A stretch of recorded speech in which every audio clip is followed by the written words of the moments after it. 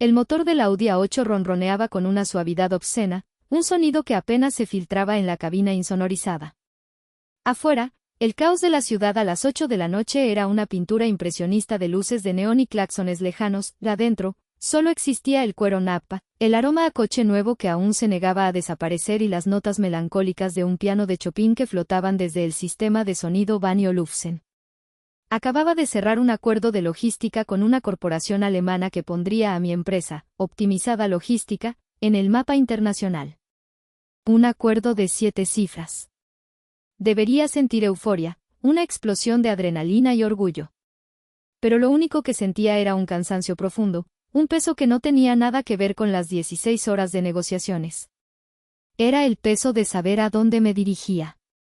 Mientras el coche se deslizaba por las avenidas opulentas del distrito financiero hacia los barrios grises y olvidados de la periferia, sentía como la armadura de Ulises, el CEO, se desmoronaba, dejando al descubierto a Ulises, el hijo, el cajero automático, el pilar invisible de una casa que amenazaba con derrumbarse si yo dejaba de sostenerla un solo segundo. Estacioné el coche a una cuadra de distancia, como siempre. No quería darles más motivos para pedir, para asumir, para exigir. El Audi no encajaba en una calle donde los coches más nuevos tenían al menos 15 años y varias cicatrices de óxido. La puerta principal de la casa chirrió como una queja familiar. El aire adentro era espeso, una mezcla del guiso de la cena, la humedad impregnada en las paredes y el olor agrio a cerveza barata que emanaba de la sala, donde seguramente mi padre, Aníbal, ya estaba en su tercera o cuarta botella. Ya llegué, dije al aire, una costumbre inútil. Nadie respondió. Subí las escaleras, mis zapatos de diseñador sintiéndose fuera de lugar en la alfombra gastada. Cada escalón era un recordatorio del dinero que había invertido en reparaciones que nunca parecían durar. Mi único anhelo era simple, casi primitivo, cerrar la puerta de mi habitación, quitarme este traje que me asfixiaba y caer en mi cama. Era mi santuario, el único metro cuadrado en el universo donde podía simplemente ser. Giré el pomo y empujé la puerta. Y me quedé congelado en el umbral. No era mi habitación. Las paredes, antes pintadas de un azul neutro y decoradas con un par de pósters de películas antiguas, ahora estaban cubiertas de pósters de bandas de rock y una chica en bikini que sostenía una botella de refresco. Mi viejo escritorio de madera había sido reemplazado por una moderna estación de videojuegos con luces LED parpadeantes. Y en mi cama, estaba mi sobrino Iker, de 18 años, con los pies sobre mi almohada, absorto en su teléfono, unos audífonos gigantes cubriendo sus oídos. La habitación olía a adolescente, una mezcla de desodorante en aerosol, papas fritas y esa energía caótica y ensimismada. Mis libros, mi ropa, mi laptop vieja, todo había desaparecido. Carraspeé, un sonido fuerte en el silencio de mi conmoción. Iker levantó la vista, sin molestarse en quitarse los audífonos. Una ceja arqueada fue todo el reconocimiento que recibí. Iker, ¿qué es todo esto? ¿Dónde están mis cosas? Mi voz sonó extraña, como si perteneciera a otra persona. Él se encogió de hombros, un gesto de indiferencia magistral. Se quitó un auricular. Ah, tío Ulises, dijo, su tono plano, sin una pizca de respeto. Mi mamá dijo que este es mi cuarto ahora. Tus cosas están en el garaje, creo. Volvió a ponerse el auricular, una clara señal de que la conversación había terminado. Se giró, dándome la espalda, y la pantalla de su celular iluminó su rostro con una luz azulada. Me había despachado. En mi propia habitación. En la casa que yo mantenía. El cansancio que sentía se evaporó, reemplazado por un frío que empezó en la boca de mi estómago y se extendió lentamente por mis venas. No era ira, todavía no. Era algo mucho peor, la comprensión hueca y desoladora de que para ellos, yo ni siquiera calificaba como un mueble. Era solo el espacio que ocupaba. Y ese espacio acababa de ser reasignado. Para entender por qué un hombre de 34 años, dueño de una empresa multimillonaria, aún vivía en casa de sus padres, hay que entender la compleja arquitectura de mi familia. No estaba construida sobre cimientos de amor y apoyo, sino sobre un andamiaje de culpa, obligación y una dependencia financiera tan arraigada que se había vuelto invisible, como el aire viciado que respirábamos todos los días. Mi padre, Aníbal, era un hombre que la vida había roto, o quizás, un hombre que se había roto a sí mismo y culpaba a la vida por ello. A sus 60 años, su principal ocupación era viajar del sillón de la sala al refrigerador por otra cerveza, y en ese trayecto, emitir juicios y críticas sobre todo y todos, especialmente sobre mí. Había sido un contador decente, pero el alcohol se convirtió en su único y más fiel cliente.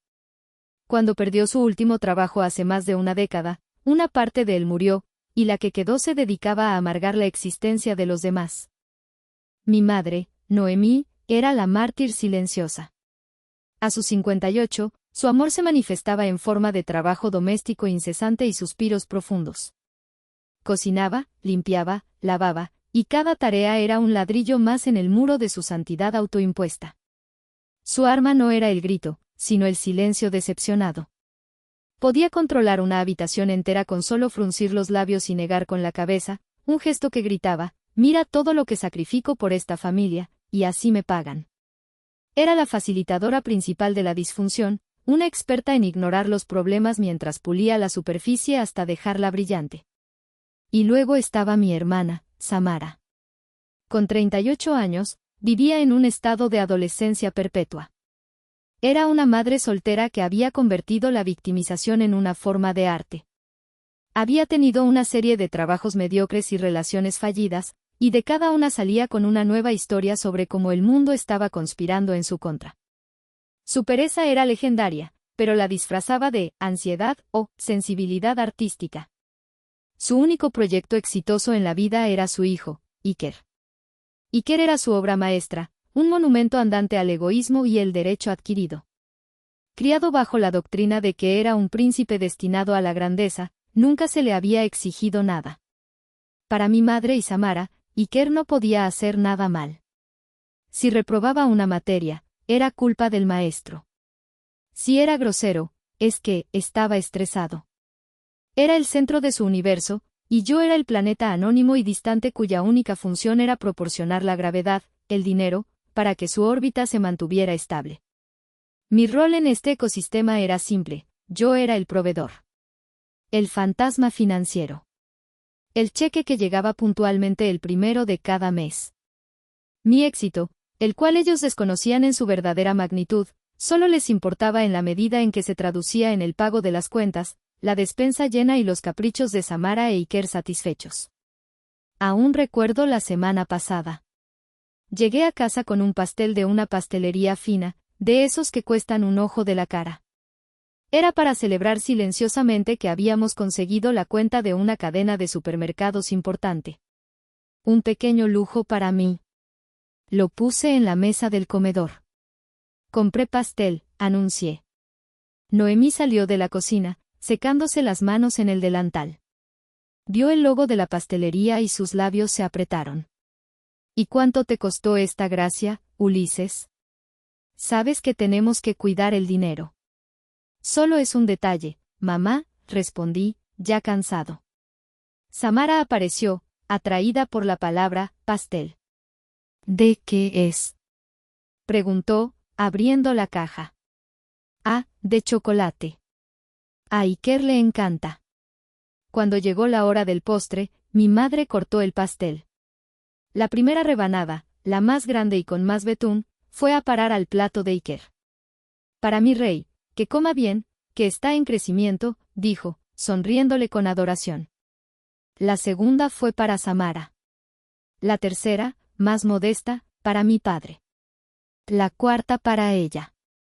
A mí me tocó la última pieza, la más pequeña y aplastada. Nadie preguntó por qué había comprado el pastel. Nadie preguntó por qué celebraba. Simplemente consumieron mi pequeño triunfo, literalmente, sin siquiera darse cuenta de que existía. Así funcionaban las cosas. Yo era el anfitrión invisible de una fiesta a la que no estaba realmente invitado. Pagaba la entrada, la comida y la música, pero mi lugar estaba en la cocina, lavando los platos, escuchando las risas lejanas. Y lo había aceptado durante años. Porque en el fondo, una parte estúpida y optimista de mí todavía creía que si seguía dando, si seguía pagando, algún día, se darían la vuelta y finalmente me verían. Esa noche, de pie frente a la puerta de lo que había sido mi cuarto, todo ese pasado se agolpó en mi mente. No eran solo las paredes cubiertas de pósters nuevos o mis cosas desterradas al frío del garaje. Era el peso acumulado de 16 años de sacrificios silenciosos, de sueños archivados y de una lealtad unilateral que me había desangrado lentamente. Mi mente se convirtió en un museo, y cada recuerdo era una exhibición dolorosa. La primera sala de ese museo estaba dedicada a la promesa. Tenía 18 años. La casa olía a miedo y a tequila barato. Mi padre, Aníbal, había llegado a casa después de ser despedido de su trabajo de contabilidad, el último que tendría. La razón, presentarse borracho a una auditoría.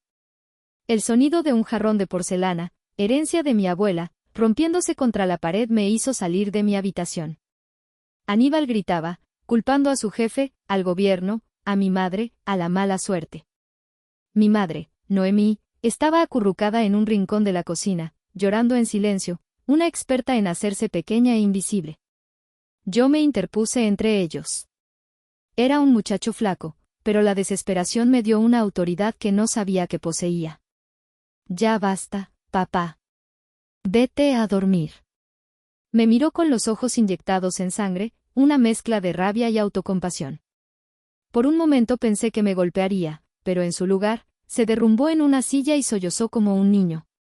Esa noche, mientras él roncaba en el sillón, mi madre me tomó del brazo. Sus manos temblaban. Sus ojos, hinchados y rojos, me suplicaban. Tu padre ya no es el mismo, Ulises. Y tu hermana, ella no sabe cómo enfrentar el mundo real. Puso su mano sobre la mía, y sentí el peso de su mundo caer sobre mis hombros. Prométeme que nunca nos abandonarás, hijo. Que siempre cuidarás de nosotros. Y yo, en mi estúpida e ingenua juventud, se lo prometí. Te lo prometo, mamá. Esa promesa se convirtió en el contrato invisible que regiría mi vida. Renuncié a mi plaza en la universidad para estudiar ingeniería y entré a trabajar en la fábrica textil. Mi primer sueldo íntegro fue para pagar la renta atrasada. La siguiente exhibición era El origen secreto. Los primeros años en la fábrica fueron brutales. Turnos de 12 horas, el ruido incesante de los telares, el polvo de algodón metiéndose en mis pulmones. Pero mi mente, la mente que anhelaba resolver problemas de ingeniería, no se apagó. Empecé a notar las ineficiencias en el departamento de envíos. Rutas mal planificadas, camiones que salían a medio llenar, una gestión de inventario caótica. En mi tiempo libre, en la vieja computadora de casa, aprendí a usar Excel a un nivel casi obsesivo. Creé macros, tablas dinámicas, sistemas complejos que nadie me pidió. Un día, le mostré mi trabajo a mi supervisor, quien se rió de mí. Pero don Fausto, el dueño de la fábrica, un hombre mayor, de esos hechos a la antigua, escuchó la conversación. Me pidió que le explicara mi sistema. Pasé 2 horas en su oficina, dibujando diagramas en una pizarra. Al final, me miró fijamente y dijo, muchacho, tienes una mente para la logística que no se aprende en ninguna universidad. Se convirtió en mi mentor secreto. Me dio acceso a los datos reales de la empresa, me pagó cursos de programación online. Con su apoyo y un pequeño préstamo que me hizo mi tío Eliseo, el hermano de mi padre y la única persona cuerda de la familia, empecé a desarrollar un software.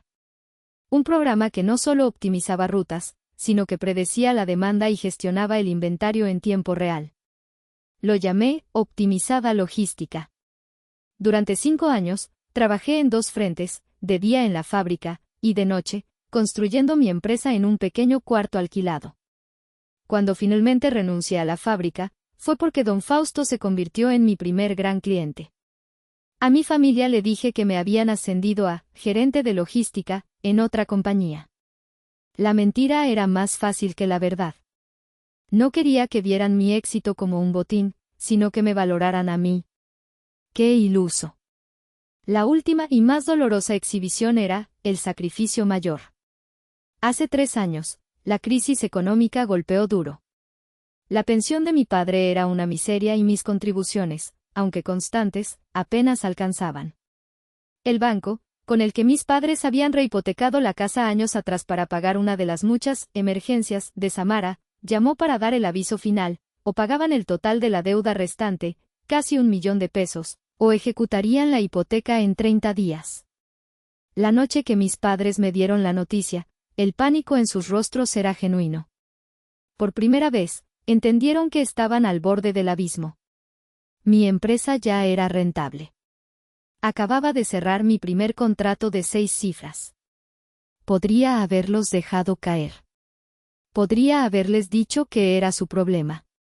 Pero la promesa a mi madre resonaba en mis oídos. Y la idea de verlos en la calle, no pude soportarla. Hice una transferencia desde la cuenta de mi empresa a una cuenta de un tercero, la de mi abogado, y él liquidó la hipoteca en su totalidad. Un solo pago.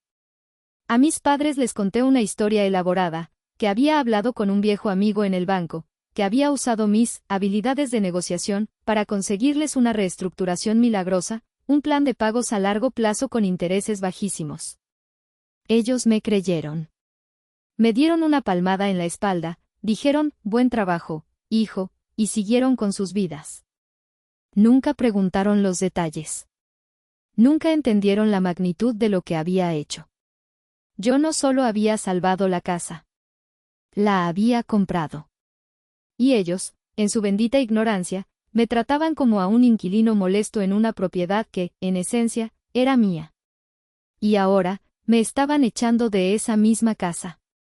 Al garaje. Para hacerle espacio al príncipe Iker. El museo de mi mente cerró sus puertas. Ya no había más exhibiciones que ver. Solo quedaba una conclusión fría y afilada como un trozo de cristal roto. Bajé las escaleras, mis pasos pesados con una resolución que no sabía que poseía. El sonido del televisor a todo volumen venía de la sala. Ahí estaban, mi padre, Aníbal, hundido en su sillón reclinable, con una cerveza en la mano, y mi madre, Noemí, tejiendo en el sofá, con una expresión de perpetua resignación, y mi hermana, Samara, limándose las uñas, ajena a todo. Me paré en medio de la habitación, bloqueando la vista del televisor. Aníbal fue el primero en reaccionar. Muévete, Ulises, que no ves que estoy viendo el fútbol. Eres más alto que una puerta. Ignoré su comentario. Miré directamente a mi madre. ¿Por qué mis cosas están en el garaje? Noemí suspiró, el sonido del sufrimiento universal. Dejó su tejido a un lado. Ay, Ulises, no empieces con tus dramas. Ya te lo habrá dicho Iker. Necesita su espacio, pobrecito. Está muy estresado con la preparatoria. ¿Estresado? Repetí, la palabra sintiéndose absurda en mi boca. ¿Y yo no? Llego de trabajar más de 12 horas al día y mi habitación ha sido invadida. Mis cosas han sido tiradas como si fueran basura. Samara dejó de limarse las uñas y me lanzó una mirada venenosa. ¿Invasión? ¿Basura? No seas tan melodramático. Solo movimos tus chácharas. Además, Iker necesita un buen escritorio y una buena silla para estudiar. Su futuro es importante. ¿O quieres que termine como tú, en un trabajo mediocre? La ironía de sus palabras fue como una bofetada. Ella, que no había trabajado un día en 5 años, criticando mi trabajo mediocre, que pagaba por su existencia. Mi trabajo mediocre paga las cuentas de esta casa, Samara. Paga tu comida, tu ropa y los videojuegos de tu hijo. Creo que eso me da derecho a tener un lugar donde dormir.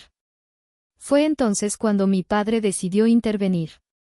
Se irguió en su sillón, su rostro enrojecido por el alcohol y la indignación. «A mí no me levantas la voz en mi casa, ¿me oíste?», espetó, señalándome con un dedo tembloroso. «Mientras vivas bajo mi techo, aquí se hace lo que yo digo. Y yo digo que tu sobrino se queda en esa habitación. Es joven, tiene necesidades. Tú ya estás viejo, te puedes aguantar en cualquier rincón. Mi techo. Mi casa». Las palabras resonaron en la habitación, cargadas de una autoridad que él creía poseer, pero que en realidad era una farsa que yo mismo había financiado.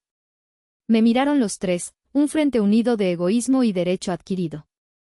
Esperaban que agachara la cabeza, que murmurara una disculpa y me retirara a mi nuevo rincón en el garaje. Esperaban al Ulises de siempre. Pero el Ulises de siempre había muerto en el umbral de su antigua habitación hacía 20 minutos. Los miré a cada uno, grabando sus rostros en mi memoria, la arrogancia de mi hermana, la autocompasión de mi madre, el falso orgullo de mi padre. Y por primera vez, no sentí dolor ni la necesidad de su aprobación. No sentí nada. Solo un vacío inmenso. Y en ese vacío, nació una calma aterradora. Asentí lentamente. Tienes razón, papá. Es tu casa. Y tus reglas. Vi un destello de triunfo en sus ojos. Habían ganado. Otra vez. No hay problema, continué, mi voz tan tranquila que lo sorprendió. Me quedaré en el garaje. Me di la vuelta y caminé hacia la cocina, hacia la puerta que daba al garaje, sin darles una segunda mirada. Escuché a Samara soltar una risita de victoria. Escuché a mi padre volver a subir el volumen del televisor. El orden había sido restaurado en su pequeño y disfuncional reino. No tenían idea de que yo no iba hacia el garaje. Iba hacia la salida. Y que acababa de firmar, en silencio, la orden de demolición de su mundo. La puerta que separaba la cocina del garaje se cerró detrás de mí con un clic suave, pero para mí, sonó como el cerrojo de una celda. El aire era frío y olía a gasolina, a aceite viejo y a la humedad que se filtraba por una grieta en la esquina del techo. Una bombilla solitaria, desnuda y amarillenta, colgaba del techo, arrojando sombras largas y deformes sobre el desorden. Y en medio de ese desorden, estaban los restos de mi vida. Mis ropas, dobladas apresuradamente, estaban apiladas sobre unas cajas de cartón. Mis libros, mis compañeros de tantas noches de soledad, yacían en una pila desordenada, algunos con las portadas dobladas. Y encima de todo, como una lápida para una vida que ya no existía, estaba mi viejo colchón, desnudo y apoyado contra la pared. Junto a él, en el suelo polvoriento, vi un pequeño objeto de plástico. Me agaché y lo recogí. Era mi trofeo de ajedrez del último año de secundaria, el único premio que había ganado en mi vida. Una de las pequeñas torres de plástico se había roto en la mudanza forzada. Sostuve el trofeo roto en la palma de mi mano. Era un objeto insignificante, barato, pero en ese momento, se sintió como el símbolo perfecto de mi existencia en esa casa. Yo era eso, algo que una vez tuvo un pequeño valor, pero que ahora estaba roto y arrumbado en un rincón para hacer espacio a cosas más nuevas y emocionantes. Me senté en el borde de una de las cajas, el cartón cediendo bajo mi peso. El frío del cemento se filtraba a través de mis pantalones. Miré a mi alrededor. La vieja cortadora de césped de mi padre, que no había funcionado en años. Las herramientas oxidadas que yo había comprado y él nunca había usado. Las bicicletas pinchadas de cuando mi hermana y yo éramos niños. El garaje no era solo un garaje. Era un mausoleo de proyectos abandonados, de promesas rotas y de un pasado que se negaba a morir.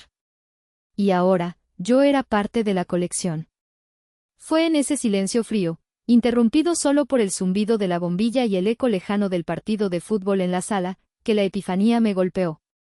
No fue un rayo de furia, ni una ola de tristeza. Fue una claridad absoluta, tan pura y afilada como un diamante. Durante 16 años, había estado operando bajo una premisa falsa. Había creído que si trabajaba lo suficiente, si proveía lo suficiente, si me sacrificaba lo suficiente, ganaría su amor y respeto. Había estado tratando de comprar algo que no estaba a la venta, al menos no para mí. Ellos no querían mi amor. Querían mi función. No me veían como un hijo o un hermano, me veían como una utilidad, un servicio público. Como el agua que sale del grifo o la luz que se enciende con un interruptor. Algo que simplemente está ahí, y que solo se nota cuando falta. La promesa que le hice a mi madre, me di cuenta de que la había estado usando como una excusa para mi propia cobardía. El miedo a estar solo, el miedo a confrontarlos, el miedo a romper el único modelo de familia que conocía, por tóxico que fuera. Cuidar de ellos se había convertido en permitir que me usaran. Y en el proceso, me había olvidado de cuidar de la única persona que realmente lo necesitaba, yo mismo. El trofeo de plástico se sentía pesado en mi mano. Lo miré una última vez, y luego, con un gesto deliberado, lo deposité suavemente en un bote de basura cercano. No con rabia, sino con solemnidad. Era un entierro. El entierro de la persona que había sido. Me levanté. El frío en mis venas ya no era de conmoción, sino de propósito. Saqué mi teléfono del bolsillo, el modelo de alta gama que ellos pensaban que era una imitación barata. Abrí mi aplicación de banca y miré el saldo de mi cuenta personal, la que usaba para los gastos de la casa. Luego abrí la aplicación de mi cuenta empresarial. Los ceros en la pantalla parecían brillar en la penumbra del garaje. Eran más que dinero. Eran años de noches sin dormir, de riesgo, de trabajo implacable. Eran mi libertad. No iba a dormir en el garaje. No iba a dormir en esa casa ni una noche más. Con movimientos silenciosos y eficientes, recogí lo esencial, mi laptop del trabajo, que por suerte estaba en su maletín, mi cartera y las llaves del coche. Dejé la ropa, los libros, los muebles. Eran solo cosas, y las cosas se pueden reemplazar. Lo que no podía reemplazar era el tiempo que ya había perdido. Abrí la puerta del garaje lentamente para no hacer ruido. La noche me recibió con un aire fresco que se sintió como el primer aliento de un hombre liberado. No miré hacia atrás. Caminé por la calle oscura hacia donde había dejado mi coche, mi futuro, esperándome. Mientras me alejaba, vi las luces de la casa encendidas, una pequeña isla de falsa calidez en la oscuridad. Ya no era mi faro. Era solo un lugar que solía conocer. El vestíbulo del Hotel Gran Marqués era un universo paralelo. Mármol reluciente, una araña de cristal del tamaño de un coche pequeño, y un silencio elegante roto solo por el suave murmullo de una fuente y el discreto tecleo en la recepción. El botones, con su uniforme impecable, me miró de arriba a abajo. Mi traje estaba arrugado después de un día de 16 horas y mi expresión debía de ser la de un hombre que acaba de ver un fantasma. Buenas noches, señor. ¿En qué puedo servirle? Dijo, su profesionalismo inquebrantable. Buenas noches, respondí, mi voz sonando más firme de lo que me sentía. Quisiera la suite presidencial. El recepcionista levantó la vista de su pantalla, una ceja apenas arqueada por la sorpresa. Miró mi traje, mi rostro cansado. Seguramente esperaba que pidiera la habitación más barata. Por supuesto, señor. ¿Por cuántas noches? Por ahora, una semana, dije, sacando mi cartera. Le entregué mi tarjeta de crédito personal, una American Express de platino. El sutil cambio en su expresión, de la duda al respeto instantáneo, fue la primera pequeña victoria de mi nueva vida. 10 minutos después, estaba abriendo la puerta de mi nuevo reino temporal. La suite presidencial era más grande que la planta baja de mi antigua casa. Ventanales de piso a techo ofrecían una vista panorámica de la ciudad, un tapiz de luces que se extendía hasta el infinito. Una cama king size con sábanas de un blanco imposible, una sala de estar con muebles de diseño, un bar surtido y un baño que parecía un spa privado. Tiré mi maletín en un sofá y caminé hacia el ventanal. Apoyé las manos en el cristal frío y miré hacia abajo. Las luces de los coches se movían como ríos de lava por las avenidas. Allá abajo, la vida seguía, ajena a mi drama personal. Y por primera vez en años, sentí que yo también podía seguir. Que mi vida no tenía por qué estar anclada a esa pequeña casa gris en los suburbios. Me quité el saco y la corbata, dejándolos caer al suelo. Fui al minibar, ignoré los whiskies de 20 años y las ginebras artesanales, y tomé una simple botella de agua. Me senté en el escritorio de caoba, abrí mi laptop y me puse a trabajar. Pero no era trabajo de la empresa. Era trabajo personal. El primer clic fue para entrar al portal de mi banco. La primera acción, cancelar la transferencia automática de 30,000 pesos programada para el día primero. Vi la confirmación en la pantalla: transferencia cancelada. Un peso invisible se levantó de mis hombros. El segundo clic fue para la página de la compañía eléctrica. Accedí a mi cuenta y cancelé el pago automático. El tercero, para la compañía de agua. Cancelado. El cuarto, internet y cable. Cancelado. Uno por uno, corté los hilos que me unían a esa casa, las cadenas digitales que me habían mantenido prisionero de mi propia generosidad. Cada clic era un acto de rebelión, una declaración de independencia. Cuando terminé, me recosté en la silla, sintiendo un agotamiento que era extrañamente satisfactorio. El silencio de la suite era absoluto. No había televisión a todo volumen, ni quejas, ni suspiros pasivo-agresivos. Solo el suave zumbido del aire acondicionado y el latido de mi propio corazón. Envié un correo electrónico a mi asistente personal, una mujer increíblemente eficiente llamada Rebeca. Asunto: búsqueda de vivienda, urgente. El mensaje era corto y al grano: Rebeca, necesito un penthouse para mudarme esta semana. 3 recámaras, vistas panorámicas, en el mejor edificio de la ciudad. Presupuesto: ilimitado. Gracias, Ulises. Cerré la laptop. La ciudad de las luces parpadeaba ante mí. Allá afuera, en algún lugar de esa oscuridad, mi familia dormía plácidamente, ignorante de que el servicio público del que dependían acababa de cerrar permanentemente. No sentí culpa. No sentí rencor. Solo una calma fría, la calma de un general que acaba de mover una pieza decisiva en el tablero y ahora solo tiene que esperar a que el enemigo se dé cuenta de que el jaque mate es inevitable. Esa noche, en una cama más cómoda de lo que jamás había imaginado, dormí profundamente por primera vez en 16 años. Los siguientes días fueron un borrón de actividad decidida. Rebeca, mi asistente, demostró una vez más por qué era la mejor inversión que había hecho. En menos de 72 horas, había encontrado no uno, sino 3 penthouses que cumplían mis requisitos. Elegí el tercero que visité. Estaba en la cima de la Torre Vértice, el edificio más nuevo y exclusivo de la ciudad. Era un espacio de 2 pisos, con una escalera de cristal flotante, una cocina de chef que probablemente nunca usaría y una terraza con un jacuzzi que parecía suspendido sobre el horizonte. Lo compré esa misma tarde.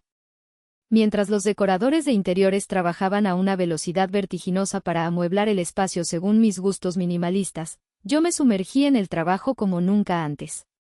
Usé la suite del hotel como mi cuartel general. Las videoconferencias con Frankfurt, las llamadas con Tokio, los informes de rendimiento, todo era un bálsamo para mi mente. En el mundo de la logística, todo tenía sentido.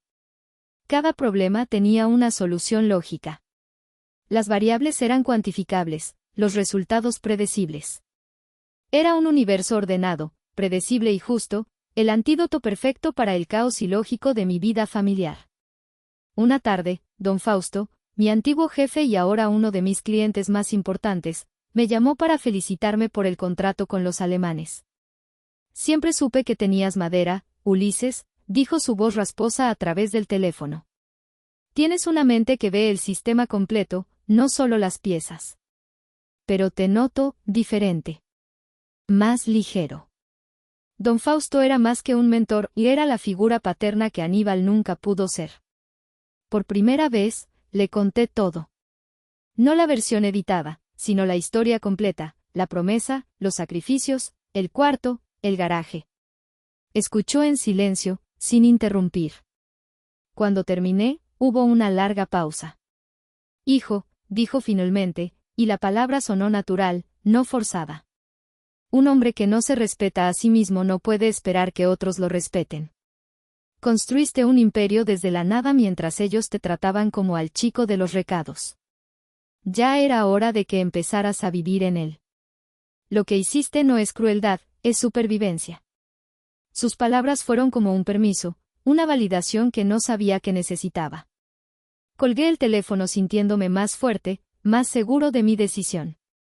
Para el final de la semana, mi nuevo hogar estaba listo. Caminé por los enormes espacios vacíos, el eco de mis pasos resonando en el silencio. No había recuerdos aquí, ni fantasmas, ni expectativas. Solo un lienzo en blanco. Mi lienzo en blanco. Pasaron 2 semanas. 3. El silencio desde el otro lado era total. No hubo llamadas, ni mensajes. Sabía por qué. Era su orgullo. Su arrogancia. Seguramente pensaban que era un berrinche, una rabieta de niño. Estarían esperando a que yo volviera arrastrándome, suplicando perdón, con la chequera en la mano. La idea era tan absurda que me hizo reír. Una risa corta, amarga.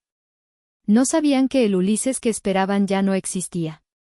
Estaban esperando a un fantasma. Y mientras tanto, la tormenta que yo había desatado se estaba gestando silenciosamente sobre sus cabezas. Las facturas impagadas se acumulaban, los avisos de corte de servicio se apilaban en el correo que nadie revisaba.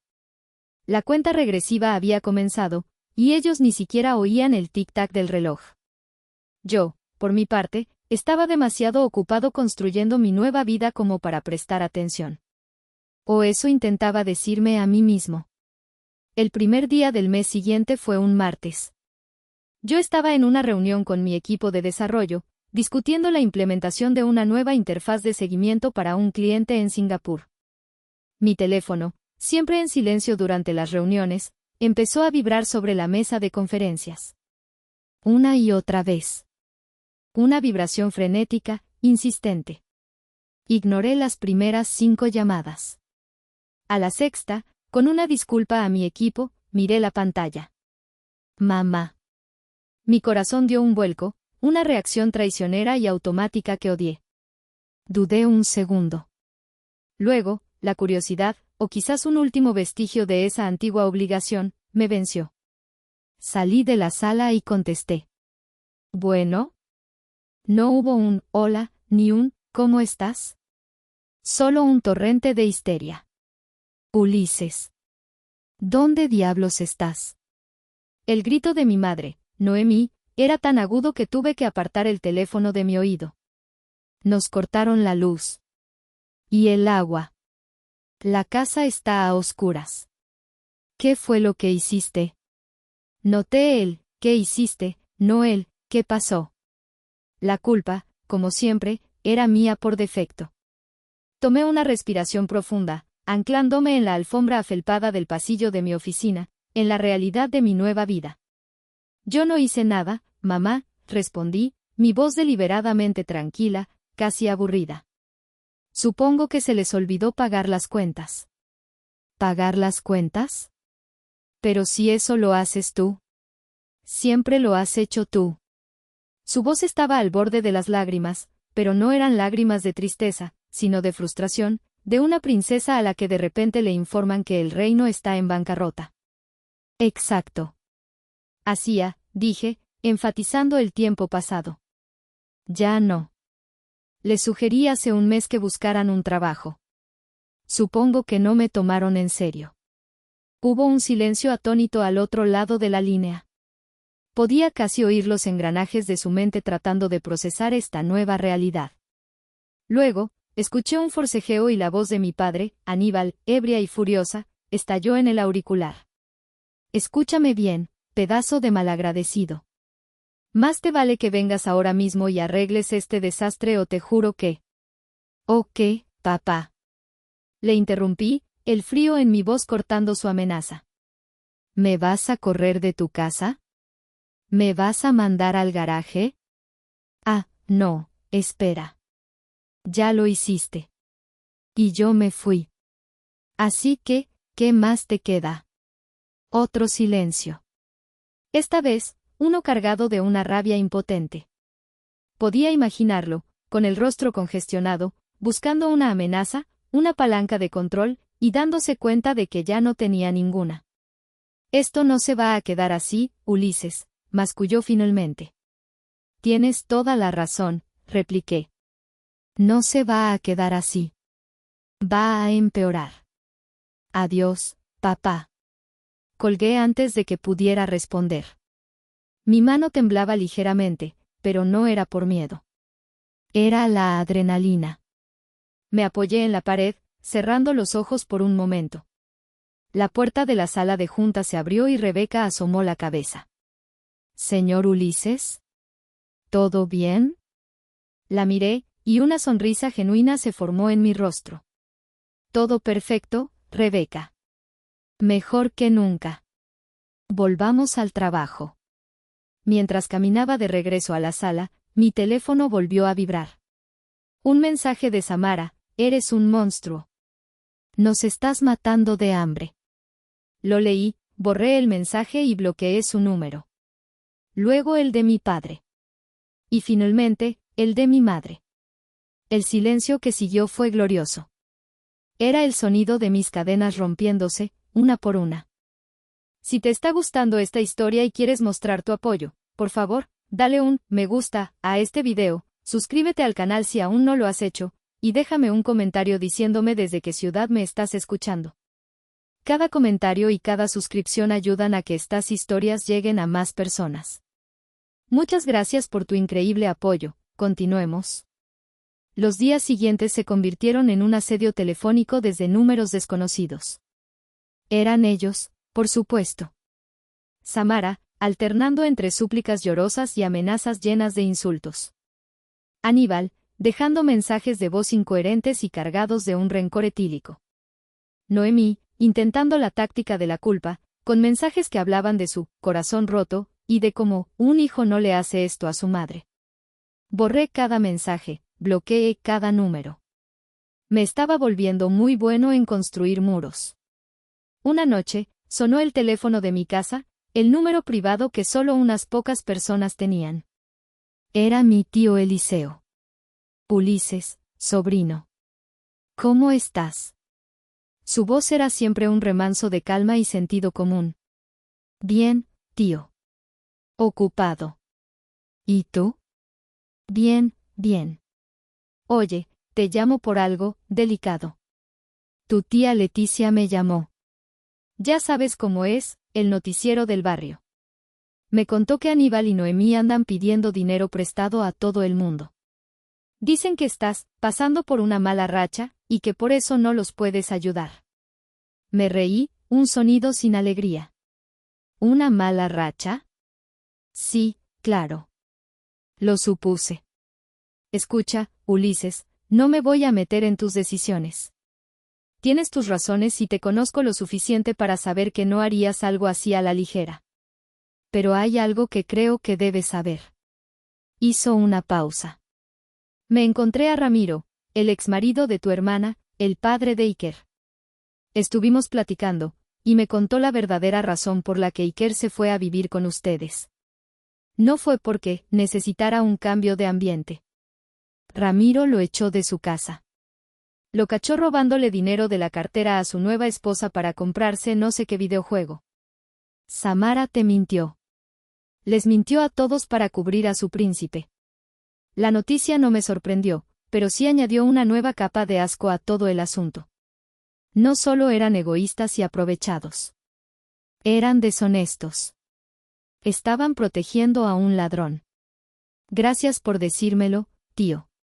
Confirma que hice lo correcto. Hay más, dijo Eliseo, su tono volviéndose más serio. Esto es algo que nunca te conté, porque no quería causar más problemas. ¿Recuerdas hace como 7 años, cuando intentaste pedir un préstamo pequeño para empezar tu negocio y el banco te lo negó? Claro que me acuerdo. Dijeron que era un riesgo crediticio no viable. Casi me rindo en ese momento. Bueno, hace un tiempo, en una fiesta familiar, Samara bebió de más. Y se le soltó la lengua. Presumió de cómo ella te había salvado de cometer una estupidez. Sentí un nudo en el estómago. ¿Qué quieres decir? Ulises, ella llamó al banco. Se hizo pasar por una referencia y dijo que eras irresponsable, que tenías deudas de juego y que tu idea de negocio era una fantasía. Dijo que lo hizo para protegerte. Ella no solo no te ayudó, sobrino. Ella intentó activamente que fracasaras. Colgué el teléfono, mi mente dando vueltas. Esto lo cambiaba todo. Una cosa era la indiferencia, la negligencia, el egoísmo pasivo. Otra muy distinta era la traición activa. El sabotaje. Mi propia hermana había intentado cortarme las alas antes de que pudiera aprender a volar. Y lo había hecho sonriéndome a la cara, mientras aceptaba el dinero que yo ganaba a pesar de sus esfuerzos. La calma que había sentido se transformó en un hielo afilado. Ya no se trataba solo de cortar los lazos y seguir adelante. Se trataba de justicia. Ellos no merecían simplemente ser ignorados. Merecían entender, hasta el fondo de sus almas, la magnitud exacta de lo que habían perdido. De a quien habían traicionado. Mi plan original de desaparecer ya no era suficiente. Necesitaba un acto final. Un cierre. Una lección que nunca olvidarían. Tomé mi teléfono y marqué el número de mi abogado, Armando Morales. Armando, habla Ulises. Inicia la fase 2. Quiero que el documento se entregue mañana mismo. ¿Entendido, Ulises? ¿Estás seguro? Una vez que hagamos esto, no hay vuelta atrás. Más seguro que nunca en mi vida, dije, y colgué. 2 días después, según me contó más tarde mi tío Eliseo, un mensajero con un aspecto muy oficial se presentó en la casa. Le entregó a mi madre un sobre grande y grueso con el sello de un bufete de abogados, Morales y Asociados. El pánico, me imagino, debió ser instantáneo. Dentro del sobre no había una orden de desalojo, al menos no todavía. Había algo mucho más confuso y aterrador. Un documento legal titulado, Notificación formal de actualización de estatus de propiedad y reclamación por adeudo de renta. El documento, redactado en una jerga legal impenetrable, básicamente decía 3 cosas. Primero, que la propiedad ubicada en la calle de los Lirios 123 había sido adquirida 3 años atrás por un fideicomiso privado, Fideicomiso Inmobiliario Altavista. Segundo, que los ocupantes actuales, la familia Aníbal Fuentes, habían permanecido en la propiedad bajo un acuerdo de ocupación precaria, que ahora quedaba revocado. Tercero, y lo más devastador, que se había calculado una renta retroactiva basada en el precio de mercado de la zona durante los últimos 36 meses, generando un adeudo total de 756,000 pesos. El documento les daba un plazo de 30 días para contactar al bufete y llegar a un acuerdo de pago, o se iniciaría un proceso de embargo y desalojo. La confusión debió ser monumental. ¿Nuevo propietario? ¿Fideicomiso? ¿Deuda de 3/4 de pesos? Para ellos, era como si el cielo se hubiera caído. Seguramente pensaron que era un error, una estafa monumental. Esa noche, mi teléfono sonó. Un número desconocido. Contesté.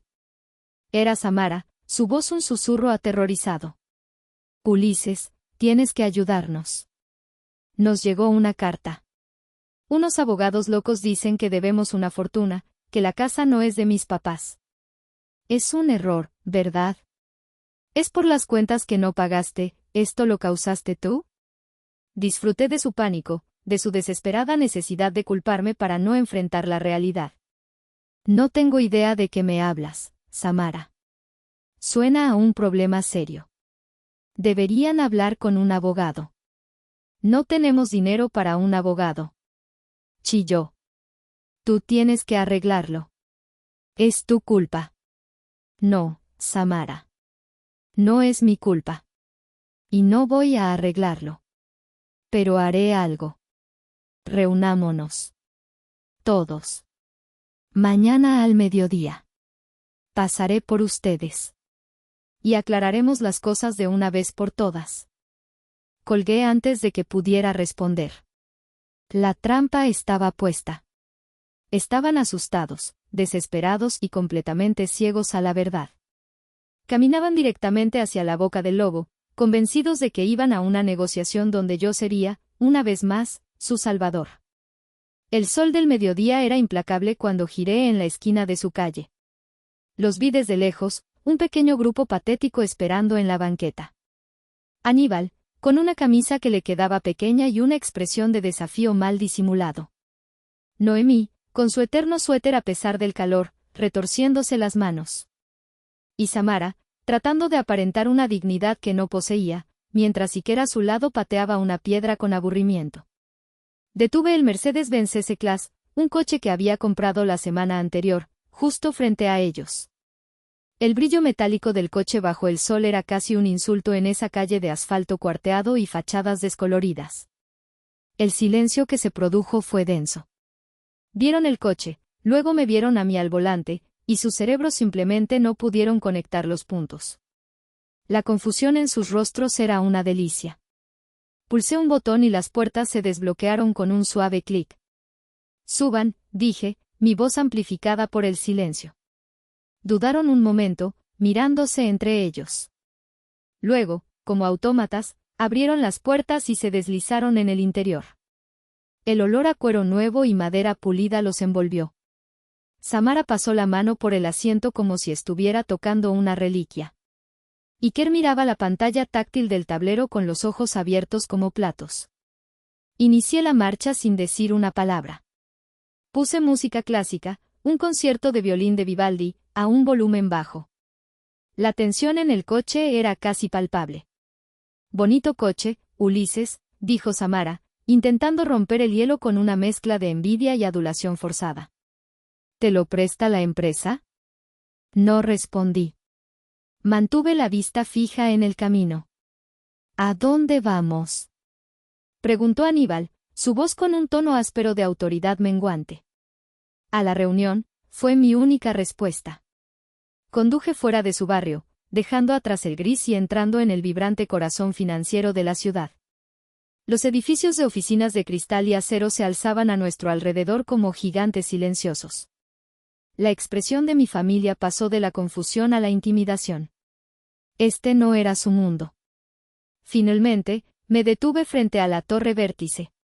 El ballet parking corrió a abrir mi puerta, saludándome por mi nombre. «Buenas tardes, señor Ulises».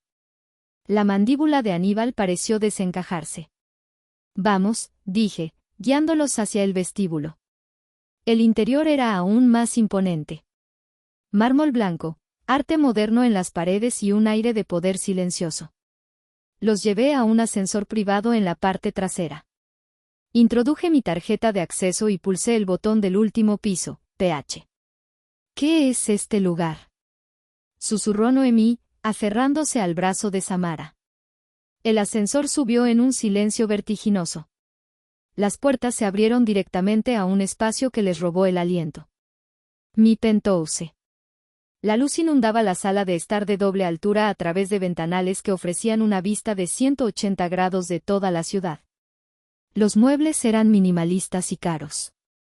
Una chimenea de etanol parpadeaba sin calor. El suelo era de madera oscura y brillante. Todo gritaba éxito, poder, un nivel de riqueza que ellos ni siquiera podían concebir. Se quedaron parados en la entrada, como campesinos en el palacio de un rey, temerosos de tocar nada. Iker fue el único que reaccionó con algo más que asombro. «¿Todo esto es tuyo?», preguntó, su voz desprovista de la arrogancia habitual, reemplazada por una incredulidad infantil. Caminé hacia el centro de la sala, junto a los ventanales, con la ciudad a mis espaldas. Me di la vuelta para enfrentarlos. «Siéntense», dije, señalando los sofás de cuero blanco. Obedecieron mecánicamente. Querían una reunión para aclarar las cosas. Pues bien. Están en la oficina central. Y la reunión acaba de empezar. Querían hablar con el misterioso nuevo dueño de la casa, con el fideicomiso que les exige una fortuna. Felicidades. Están hablando con él. El silencio que siguió a mis palabras fue absoluto, tan profundo que podía oír el zumbido del sistema de climatización. Vi el proceso en sus rostros, la negación, la confusión luchando contra la comprensión, y finalmente, el impacto de una verdad tan grande que era casi imposible de asimilar. Noemí, mi madre, fue la primera en encontrar su voz, un susurro frágil. ¿Qué estás diciendo, Ulises? Esto es una broma, ¿verdad? Una broma de muy mal gusto. Parezco estar bromeando, ¿mamá?, respondí, mi voz sin emoción. Durante los últimos 7 años, mientras ustedes me veían como el gerente mediocre, yo estaba construyendo mi propia empresa. Optimizada logística. Empezó en un cuarto alquilado y hoy opera en 5 países. El coche en el que vinieron es mío. Este penthouse es mío. La ropa que llevo puesta vale más que todo lo que había en mi antiguo cuarto. Samara negó con la cabeza, una risa histérica y nerviosa escapando de sus labios. No. No es posible. Tú trabajas en una oficina. Nosotros te conocemos. No, la corregí, dando un paso hacia ellos. Ustedes no me conocen. Nunca se molestaron en hacerlo. Conocían mi chequera. Conocían mi función. Pero nunca me vieron a mí. Y mientras ustedes me despreciaban, mientras se burlaban de mi vida patética, yo estaba construyendo esto. En silencio. Me detuve frente a ellos. Era el momento de la estocada final. Y ahora, hablemos de la casa. La casa que mi padre llama con tanto orgullo, su casa. Hace 3 años, el banco iba a embargarla. Iban a quedarse en la calle. Y yo, el hijo mediocre, tomé $1.000.000 de mi empresa y liquidé la hipoteca. Completamente. La casa de la que me corrieron al garaje, legalmente, ha sido en parte mía todo este tiempo. La notificación que recibieron de Morales y Asociados es real. El fideicomiso es mío. La deuda es real. Porque esa es la cantidad que habrían tenido que pagar de alquiler si hubieran vivido en una propiedad que no fuera subsidiada por el tonto de su hijo. Saqué una carpeta que había dejado sobre la mesa de centro. La abrí. Y ahora, la mejor parte, dije, mirando directamente a Samara. ¿Recuerdas un pequeño préstamo que solicité hace 7 años? Uno que el banco me negó porque yo era un riesgo. Qué curioso. Mi tío Eliseo habló con tu exmarido. Y resulta que tú, mi querida hermana, llamaste al banco para asegurarte de que me lo negaran. Para protegerme de mis fantasías. El color desapareció del rostro de Samara. Quedó expuesta, su traición puesta al descubierto bajo las luces brillantes de mi éxito. Y entonces, ocurrió algo que no esperaba. Aníbal, mi padre, que había estado mirando al vacío, comenzó a reír. No era una risa de alegría, sino un sonido gutural, roto, lleno de un veneno que había estado fermentando durante años. Así que lo lograste, dijo, su voz temblando de una emoción que finalmente identifiqué como envidia pura y corrosiva. El pequeño idiota lo logró. Se puso de pie, tambaleándose ligeramente. ¿Sabes qué es lo más gracioso de todo esto, Ulises? Que yo tuve la misma idea que tú. Hace 20 años. Un sistema para mejorar la logística. Pero no lo hice. Porque tuve miedo. Porque me casé, tuve hijos, porque la vida se me vino encima. Y el alcohol era más fácil. Señaló a su alrededor, a la opulencia de mi hogar. ¿Y tú? Tú, que no eres ni la mitad de hombre que yo, vas y lo haces. Cada vez que te veía llegar a casa, cansado y sucio de la fábrica, me recordabas mi propia cobardía. Odiaba tu perseverancia porque iluminaba mi fracaso. Te despreciaba no por ser un perdedor, sino porque sabía, en el fondo de mi alma podrida, que ibas a ganar. La confesión quedó flotando en el aire, más devastadora que cualquier acusación. El desprecio de mi padre no nacía de mi fracaso, sino de su miedo a mi posible éxito. Era la verdad más patética y liberadora que había escuchado en mi vida. La confesión de mi padre fue el punto final. La ira que había sentido, el hielo en mis venas, todo se derritió, dejando solo una vasta y agotada lástima. Eran personajes trágicos en una obra escrita por ellos mismos, y yo ya no quería ser parte del elenco. Noemí lloraba abiertamente, sus sollozos sacudiendo su cuerpo. Samara miraba al suelo, derrotada. Iker, por primera vez en su vida, parecía asustado, un niño que de repente se da cuenta de que el mundo no gira a su alrededor. Caminé hacia el escritorio y recogí otro sobre. Se acabó, dije, mi voz tranquila pero irrevocable. El juego, la farsa, todo. Se acabó. Me acerqué a mi madre y le entregué el sobre. No los voy a dejar en la calle. Sería rebajarme a su nivel. Ahí dentro están las llaves y la dirección de un apartamento. Es pequeño, está en un barrio obrero. Es el primer lugar donde viví cuando me independicé. Ya pagué 6 meses de alquiler por adelantado. Miré a cada uno de ellos. Tienen 30 días para desalojar la casa de la calle de los Lirios. Después de eso, se pondrá a la venta. Del dinero de la venta, después de recuperar mi inversión inicial y la renta que me deben, les daré una pequeña parte. Lo suficiente para que empiecen de cero, para que compren muebles de segunda mano y paguen un depósito en otro lugar. El resto, lo que han dado por sentado durante años, vuelve a mí. Samara levantó la vista, sus ojos llenos de una última chispa de esperanza desesperada. ¿Y el dinero? ¿La ayuda mensual? La ayuda mensual se terminó para siempre, declaré. Tienen 6 meses de techo gratis. Es más de lo que la mayoría de la gente tiene. Es hora de que aprendan lo que yo aprendí a los 18 años, a sobrevivir. Samara, Iker, Aníbal, es hora de que busquen un trabajo.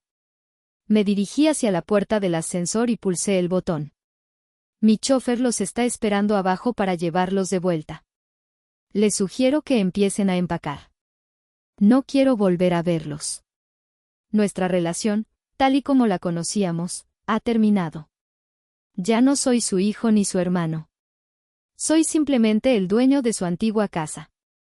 Adiós. Las puertas del ascensor se abrieron. Entraron en silencio, como si fueran a su propia ejecución. Vi sus rostros por última vez a través del cristal mientras las puertas se cerraban, el llanto de mi madre, la cara de piedra de mi hermana, la mirada vacía de mi padre. Y cuando desaparecieron, no sentí triunfo. No sentí alegría. Solo sentí el bendito y abrumador alivio del silencio. El peso de 16 años finalmente se había levantado. Era libre. Han pasado 6 meses desde ese día. La casa se vendió. Como prometí, les di su parte, una suma modesta que, con una gestión cuidadosa, podría darles un respiro. Sé, a través de mi tío Eliseo, que se mudaron al pequeño apartamento que les conseguí. Samara encontró un trabajo como recepcionista en una clínica dental. Mi madre limpia casas por horas. Y mi padre, sorprendentemente, ha dejado de beber. O al menos eso dicen. Trabaja como guardia de seguridad en un turno de noche. Iker tuvo que abandonar la idea de la universidad y ahora es repartidor de comida rápida. Están sobreviviendo. Están pagando sus propias cuentas por primera vez en más de una década. No sé si son felices. Francamente, no me importa. Su vida ya no es mi responsabilidad. A veces, por la noche, me siento en la terraza de mi penthouse, con la ciudad extendida a mis pies como una galaxia de promesas. Pienso en ellos, no con ira, sino con la distancia de un historiador que estudia una civilización extinta. El otro día, mi tío Eliseo me acompañaba. Brindamos con una cerveza. Hiciste lo que tenías que hacer, Ulises, me dijo. Y sé que tiene razón. Me salvé a mí mismo. Me llaman el mal hijo, el hermano cruel, el monstruo sin corazón. Escucho los susurros a través de los pocos parientes que aún me hablan. Pero cada mañana, me despierto en un silencio pacífico. Cada decisión que tomo es mía.